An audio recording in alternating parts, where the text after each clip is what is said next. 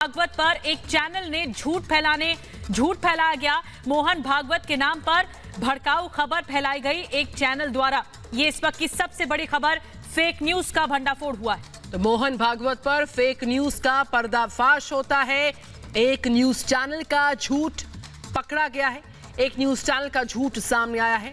दरअसल fake news को लेकर एक बड़ा खुलासा हुआ है और किस तरीके से ये झूठ फैलाया गया। और बीजेपी नेता आरती सिंह इस वक्त हमारे साथ जुड़ गई हैं। आरपी सिंह साहब जुड़ गए हैं इस वक्त हमारे साथ। आरपी सिंह साहब, ये किस तरह का फेक न्यूज पर खुलासा हुआ है कि एक चैनल ने मोहन भागवत के नाम पर झूठ फैलाने की कोशिश की?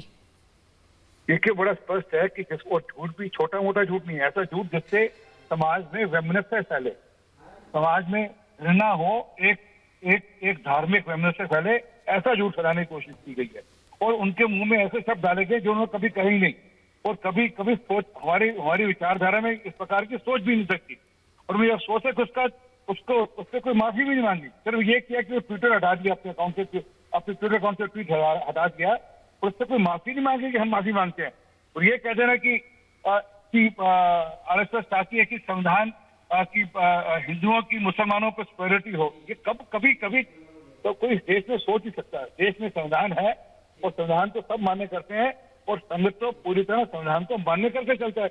मैंने इसकी शिकायत मिनॉरिटी कमीशन से करी कि इस पर तुरंत कार्रवाई होनी चाहिए। तो मैं चाहता था, मैं अपेक्षा करता था उस चैनल के जो हेड हैं वो इस पर माफी मांगते और कहते कि हमसे गलती से, हमारे यहाँ गलती हो गई, और बात समाप्त हो जाती। क्योंकि होता क्या कि इन्होंने झूठ कह दिया, उस झूठ का इन्होंने अपना ट्वीट विड्रॉ कर लिया, परंतु वो जो स्क्रीनशॉट है दुनिया भर में जाएगा। अब किस किस को समझाते रहेंगे कि झूठ है। और सिंह साहब, इस वक्त हमारे साथ आतिफ राशिद साहब जुड़े हैं जो कि माइनॉरिटी कमीशन के मेंबर हैं। राशिद साहब, ये तो अपने आप में एक बहुत बड़ा पर्दाफाश है कि कैसे फेक न्यूज की आड़ में गलत खबरें चलाई जा रही थी, और वो भी आरएसएस प्रमुख के बारे में। देखिए, ऐसा है, सबसे पहले तो मैं ये जो हमारे पास रविंदर पाल सिंह जी की, आरपी सिंह जी की जो कंप्लेंट आई है, और हमारे जो संबंधित अधिकारी हैं इसका पूरा जायजा ले रहे हैं, मैं इनका धन्यवाद करता हूं कि इनके माध्यम से कि ऐसा मुद्दा हमारे आयोग के समक्ष लाया गया, जिस पर वास्तव में गौर करने की जरूरत है, एक्शन लेने की जरूरत है। एक्चुअली क्या है कि हमारे लिए किस व्यक्ति के बारे में क्या बात कही गई है ये महत्वपूर्ण नहीं है, बल्कि महत्वपूर्ण बात यह है कि संविधान से ऊपर, कानून से ऊपर और न्याय से ऊपर कोई व्यक्ति नहीं है। इस तरह की बातें समाज में फैलाने से, जो बात बोली नहीं गई है उसके बारे में ऐसा क्यों? मैं वही कह रहा हूँ कि इस प्रकार की झूठी बातें फैलाने से समाज में द्वेष का, नफरत का वातावरण क्रिएट करके दो समुदायों के बीच में जो नफरत का माहौल घोलने की कोशिश जिस चैनल के माध्यम से होगी या किसी व्यक्ति विशेष के माध्यम से होगी, अल्पसंख्यक आयोग उस पर तुरंत कार्रवाई करेगा। रशीद साहब, इस पूरे मैं रशीद साहब आपके पास आऊंगी। मेरे सहयोगी सोहेल इस वक्त न्यूज रूम से मौजूद है हमारे साथ और ज्यादा जानकारी के साथ। सोहेल, ये मसला इसलिए भी ज्यादा गंभीर है, एक तरह से व्यापार खड़ा हो गया है फेक न्यूज का, और अब लपेटे में वो लोग आ रहे हैं जिन लोग ने जो बात कही नहीं है और झूठी खबर फैलाने की कोशिश हो रही है। देखिए, जो ट्वीट किया गया है वो ट्वीट पूरी तरह से फर्जी और फेक है।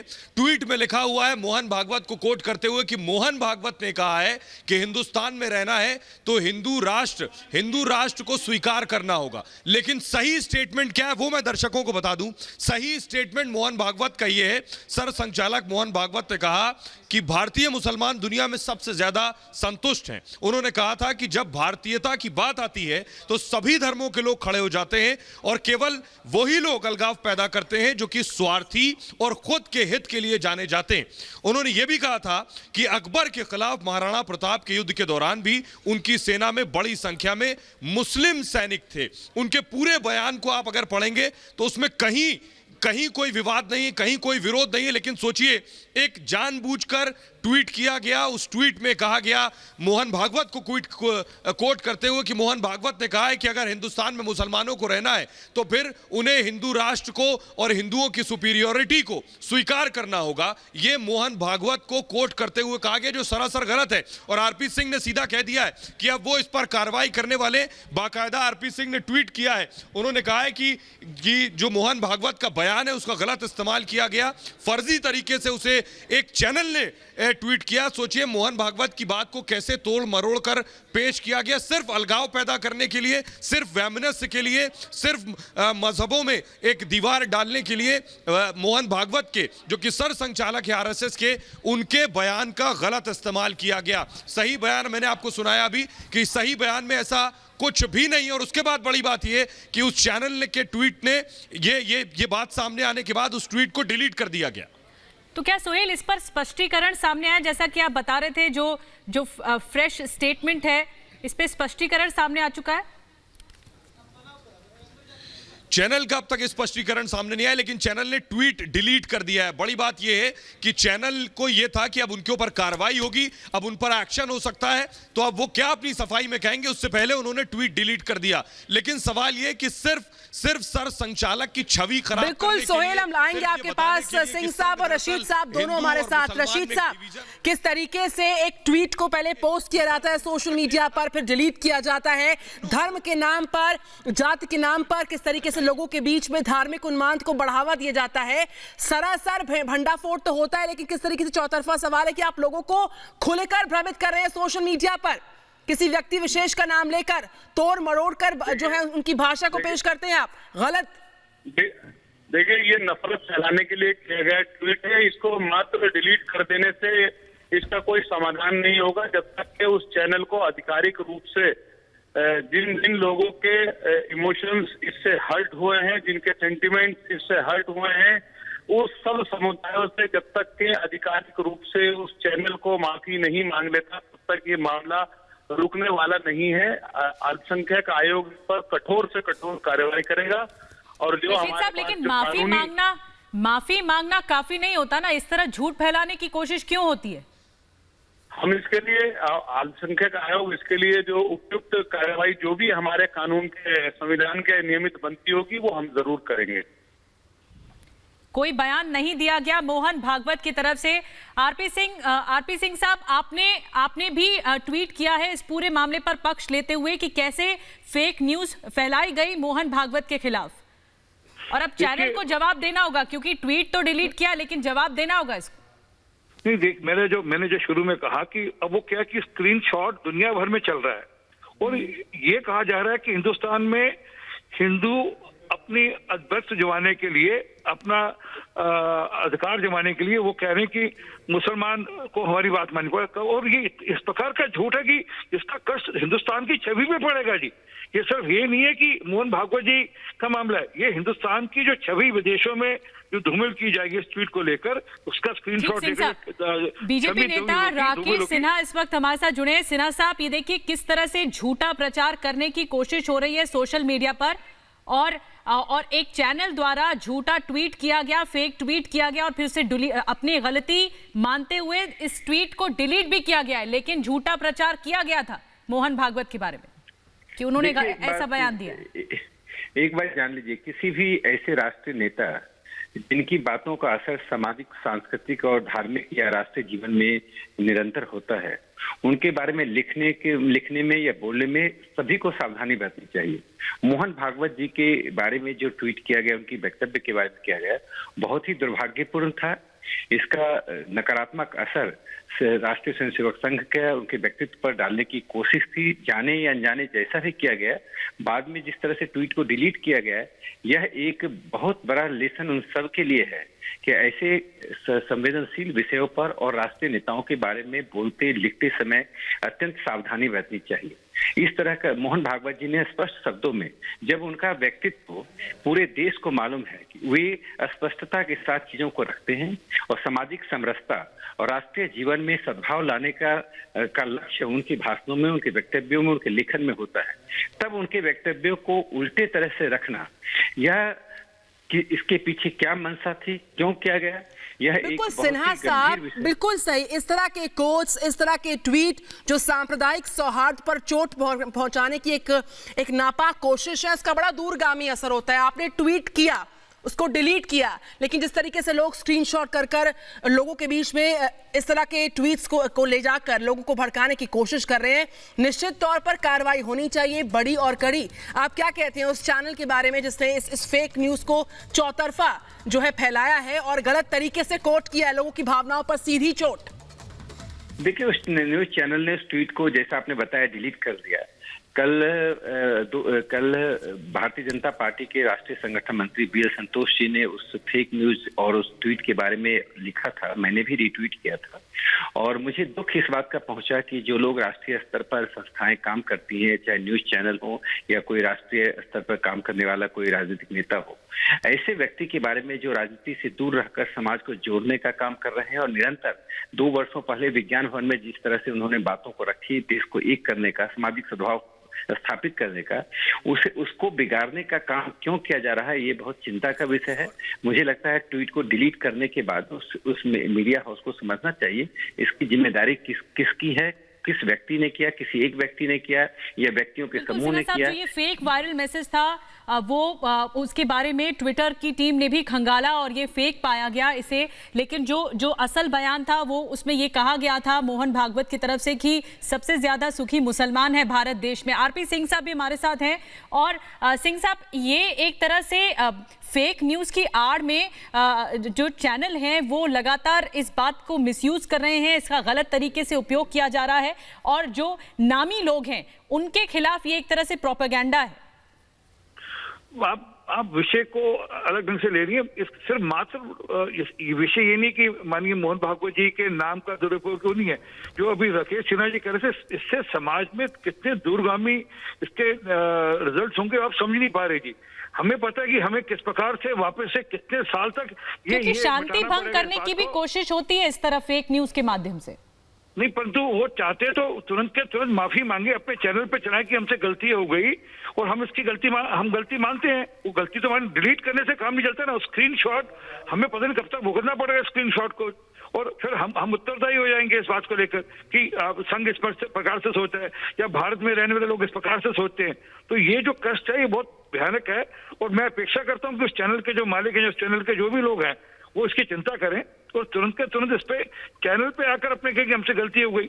क्योंकि बिल्कुल सिंह साहब, मैं आऊंगी आपके पास। रशीद साहब हमारे पास है, हमारे साथ जुड़े हैं। रशीद साहब, जिस तरीके से जो असल बयान है उसका भी हम जिक्र कर रहे हैं और जो जिस फेक न्यूज को पोर्ट्रे कर लोगों को भड़काने की, किसी व्यक्ति विशेष की असल जो इमेज है उसको चोट पहुंचाने की जो नापाक कोशिश की है, निंदनीय है, दुर्भाग्यपूर्ण है और ये जो प्रोपेगेंडा है इस पर विराम लगना चाहिए।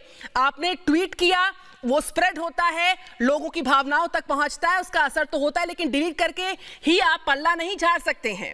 इसके असर को समझना होगा, इसकी गंभीरता, संवेदनशीलता को समझने की जरूरत है। सिर्फ चैनल विशेष माफी ना मांगे, ये जो पूरा नेक्सस है उसको सामने आना होगा और ज्यादा उनको बेपर्दा होना होगा।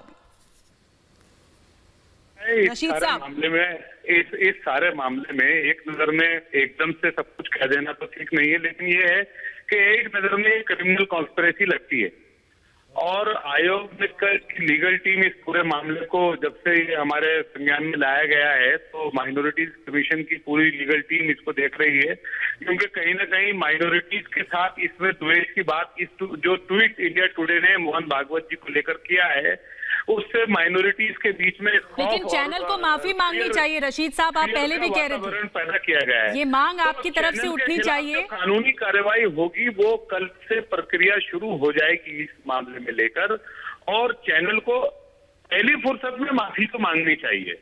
उसके अतिरिक्त उनके खिलाफ क्या कानूनी कार्रवाई बनती है वो सबको देखकर, सारे मामले को देखकर हम उसके खिलाफ कानूनी कार्रवाई भी करेंगे। पहली फुर्सत में नोटिस कल ऑफिस बिल्कुल बड़ी बात कह रहे हैं रशीद साहब, आपकी कानूनी कार्रवाई होगी इस मसले पर और पहली फुर्सत में चैनल को माफी मांगनी चाहिए झूठा प्रचार करने के लिए, झूठ फैलाने के लिए। हम दर्शकों को बता दें कि आरएसएस के सरसंचालक मोहन भागवत ने कहा था कि भारतीय मुसलमान दुनिया में सबसे ज्यादा संतुष्ट हैं। उन्होंने ये भी कहा था कि जब भारतीयता की बात आती है तो सभी धर्मों के लोग साथ खड़े हो जाते हैं और केवल वही लोग अलगाव पैदा करते हैं जो कि स्वार्थी हैं, खुद के हित के लिए जीते हैं। और ये इनका बयान है। मोहन भागवत का, लेकिन इस बयान को गलत तरीके से एक चैनल ने पेश किया और फेक न्यूज के माध्यम से, फेक न्यूज की आड़ में इस तरह भड़काऊ बयान बताया है। लेकिन जो असल बयान है वो हम आपको टीवी स्क्रीन पर दिखा रहे हैं। तो आप देख सकते हैं किस तरीके से जो असल बयान यानी कि जो रियल स्टेटमेंट है, तो मोहन भागवत, जी हां, जो उनका असल स्टेटमेंट है वो इस वक्त आपके सामने टीवी स्क्रीन पर। आरएसएस के सर संचालक मोहन भागवत ने कहा था कि भारतीय मुसलमान जो है दुनिया में सबसे ज्यादा संतुष्ट है। उन्होंने ये भी कहा था कि जब भारतीयता की बात आती है, जब भारतीयता का जिक्र होता है, तो सभी धर्मों के लोग साथ में खड़े हो जाते हैं। केवल वही लोग अलगाव पैदा करते हैं जो स्वार्थी होते हैं, केवल वही लोग अलगाव पैदा करते हैं जो खुद के हित के लिए जीते हैं। उन्होंने इस बात का भी जिक्र किया कि अकबर के खिलाफ महाराणा प्रताप के युद्ध के दौरान भी उनकी सेना में बड़ी संख्या में मुस्लिम सैनिक थे। तो ये वो स्टेटमेंट है जिसको गलत तरीके से पोर्ट्रे किया जाता है, ये वो स्टेटमेंट है जिसको फेक न्यूज की आड़ में लोगों की भावनाओं तक पहुंचकर भड़काने की कोशिश की जाती है। और इसीलिए हम कह रहे हैं, हमारे साथ तमाम लोग भी फोन लाइन पे मौजूद हैं जो इस बात का पुरजोर तरीके से जिक्र कर रहे हैं किस तरीके से सिंह साहब आप लगातार हमारे साथ हैं। जो असल बयान है वो इस बात को पूरी तरह से दर्शाता है, इंगित करता है कि देखिए सबसे ज्यादा दुनिया में जो भारतीय मुसलमान हैं वो संतुष्ट हैं और ये वो लोग हैं जो अलगाव पैदा करते हैं फेक न्यूज के नाम पर। और देखिए ये स्वार्थी लोग हैं जो फेक न्यूज का हवाला लेकर उसकी आड़ में लोगों की भावनाओं तक पहुंचते हैं और लोगों को भ्रमित करते हैं ताकि लोगों में उन्माद और ज्यादा पनपे फेक न्यूज की आड़ में। सिंह साहब देखिए बड़ा स्पष्ट है, आप इसको फेक न्यूज की तरह मत, आपके लिए सिर्फ फेक न्यूज का मामला, ये हमारे देश, इसका मैं वापस कर, इसका बहुत ज्यादा दूरगामी असर है। बिल्कुल है। इसको पता नहीं कैसे आतिफ रशीद साहब बता पाएंगे कि कितना वैमनस्य फैलेगा और इसका कितना दुरुपयोग किया जाएगा दुनिया भर में। हमारा कंसर्न वो है कि इसका दुरुपयोग होगा और इसका इनको तुरंत उस चैनल को अपने चैनल पे आकर इसके लिए माफी मांगनी चाहिए, उनको कहना चाहिए गलती हो गई और हमारे यहाँ से किसी ने गलत ट्वीट कर दिया था, हम ये न्यूज का स्पष्टीकरण देना चाहिए। बिल्कुल सिंह साहब, रशीद साहब हमारे साथ है। रशीद साहब, सिंह साहब का भी यही मानना है और हम भी यही चाहते हैं कि जरा इस पूरी खबर की जो गंभीरता है, जो संवेदनशीलता है, इसके दूरगामी असर को बेहतर तरीके से आप समझाएं ताकि लोग जो सुन रहे हैं रिपब्लिक भारत को वो समझे कि फेक न्यूज की आड़ में कैसे लोगों की भावनाओं पर एक गहरी चोट है ये धर्म के आड़ में। मेरा मानना ये है आयोग की दृष्टि से कि आप इसको सिर्फ फेक न्यूज नहीं बल्कि एक ऐसी शख्सियत जिसका अंतर्राष्ट्रीय स्तर पर एक महत्व है, जिसका न ही केवल भारत स्तर पर बल्कि अंतर्राष्ट्रीय स्तर पर एक महत्व है, उसको लेकर एक विशेष समुदाय, एक विशेष कम्युनिटी को लेकर एक झूठी टिप्पणी को एक नेशनल लेवल का चैनल अपने वेरीफाइड ट्विटर हैंडल से चलाता हो, तो ये केवल सिर्फ इस बात का नहीं है कि झूठ फैला दिया, बल्कि ये दो कम्युनिटीज के बीच में आपने। और मोहन भागवत कुछ कह रहे हैं, रशीद साहब आपके पास आऊंगी मैं। मोहन भागवत कुछ कह रहे हैं, सुनते क्या कह रहे हैं। तो उनका क्या बुरा हो रहा है? उनको तो अधिकार मिलते हैं, संविधान था, पाकिस्तान ने नहीं दिए। हिंदुस्तान उस समय जो वातावरण था उसमें हिंदुस्तान कहता कि देखो भाई ये मुसलमानों के लिए पाकिस्तान बना है, अब यहाँ हिंदू का चलेगा और किसी का नहीं चलेगा। लेकिन हमारे संविधान ने ऐसा नहीं किया, हमारे संविधान में सब लोग थे। डॉक्टर बाबा साहब अम्बेडकर जो मानते थे कि तो मोहन भागवत को आपने सुना, सीधे तौर पर उन्होंने इस बात को स्पष्ट किया कि जो हमारे संवैधानिक प्रक्रिया है उसमें सभी हैं और जो बात कही गई है एक चैनल द्वारा झूठ फैलाने की कोशिश की गई, ऐसा कुछ नहीं है। महाराणा प्रताप का एग्जाम्पल भी दिया है कि उनकी सेना में युद्ध के दौरान मुस्लिम सैनिक भी थे, ये बताया गया उनकी तरफ से। उनका जो स्टेटमेंट आया मोहन भागवत का वो भी हम आपको लगातार बता रहे हैं, लेकिन एक चैनल ने फेक न्यूज का सहारा लिया और खबर झूठी चलाई कि मोहन भागवत ने हिंदुओं को सुपीरियर कहा है, इस बारे में ऐसा कहा, लेकिन ये सरासर गलत है, सरासर झूठ है, फेक न्यूज है। और इसका जो स्पष्टता है वो